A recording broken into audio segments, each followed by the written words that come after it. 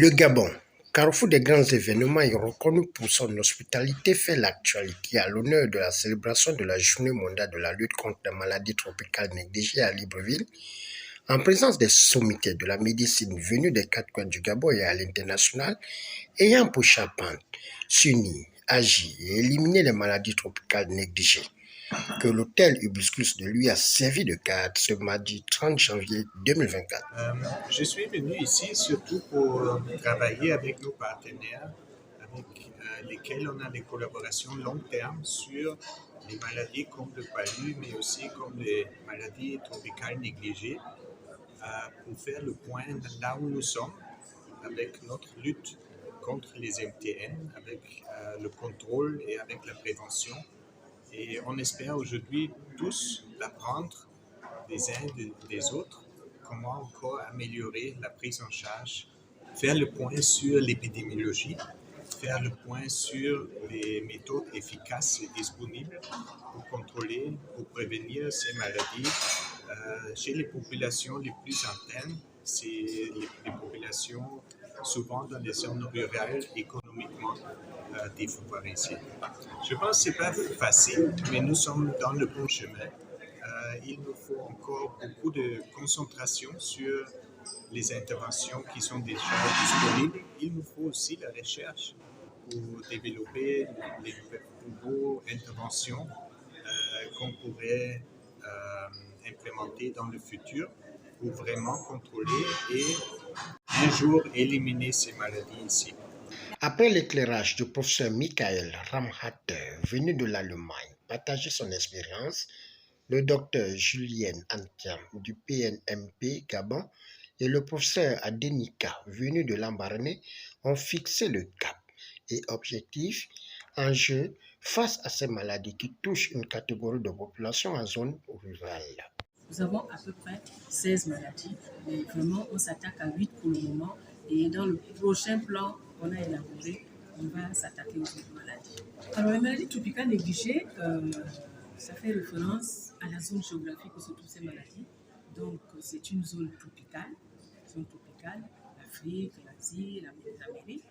Mais négligées pourquoi? Parce que ces maladies n'avaient pas été portées par les chercheurs et le personnel de santé pour leur lutte. Et je pense qu'aujourd'hui, on commence à le faire. En fait, il n'y avait pas de recherche sur les médicaments, il n'y avait pas de recherche sur le diagnostic facile. Et d'autre part, ces maladies, on les trouvait beaucoup plus chez les pauvres, les populations pauvres, dans les zones reculées, qui n'ont pas accès aux structures de santé, aux soins de santé, qui sont vraiment abandonnées à elles-mêmes et dont l'environnement n'était pas favorable, donc il y a des problèmes dans l'environnement. Ces maladies, on les trouve là-bas et c'est pour cela que, vu tout cela, on les a appelées maladies tropicales négligées. Bon, les maladies qu'on réglé depuis quelques années, et on peut citer par exemple les vers intestinaux, qu'on appelle communément l'ascaris. Il y a plusieurs catégories, plusieurs espèces, mais de manière générale, ces infections ont régressé un peu dans les zones urbaines. Comme le disait tantôt le collègue, c'est que ces maladies sont liées c'est-à-dire à la pauvreté. Et vu que les zones urbaines se développent d'une manière ou d'une autre, cela fait en sorte que ces maladies sont de moins en moins présentes. Il y a aussi l'utilisation abusive des médicaments. Donc l'automédication contribue aussi à redresser ces maladies. Mais il y a d'autres urgences derrière que je ne peux pas expliquer ici. Toutefois, il y a un phénomène que j'aimerais bien appeler ici, et il y a la maladie qu'on appelle la bilharziose. La bilharziose, c'est une maladie, c'est un ver qu'on contracte dans l'eau sale, l'eau infestée. Et vous prenez une ville comme la ville de l'Ambaréné, aussi bien les vers intestinaux ont régressé avec le développement de la ville, mais les vers qu'on appelle la bilharziose, c'est un ver qui se contamine par l'eau, ne régressent pas. Pourquoi?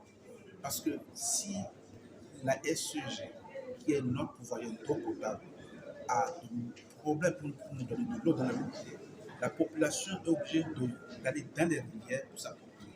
Et nous avons été surpris de voir que cette maladie, cette infection est très très présente et à un taux un peu élevé par rapport aux autres localités, et on ne peut l'attribuer que du fait que les gens ne l'ont pas. Si vous n'avez pas de contact avec l'eau, vous ne pouvez pas vous contracter par cette maladie. Donc, la bilharziose ne régresse pas. les veines intestinaux régressent dans les zones urbaines, mais dans les zones rurales, parce que nous travaillons dans les zones les plus reculées, vraiment dans les villages, on voit que ces maladies existent dans ces zones. L'autre mécanisme, pourquoi ces maladies existent, il n'y a pas assez de médicaments dans ces zones, il n'y a pas de pharmacie, donc il n'y a pas d'automédication, ce qui peut entraîner cette régression. Il y a d'autres maladies qui sont en sommeil, c'est-à-dire la trypanosomiase, c'est la maladie du sommeil d'ailleurs. Quand il y a un sommeil, donc il n'y a pas beaucoup de cas très très graves. Donc nous sommes là en train de faire la surveillance de toutes ces maladies. Il convient de noter que plusieurs ateliers basés sur la réflexion du combat et éradication de ces maladies ont été en exergue à travers des échanges interactifs suivis des engagements et restitutions qui seront soumis au ministère de la Santé pour le bien-être social. Au finish, c'est à travers une photo de famille que cette journée fait tomber son rideau.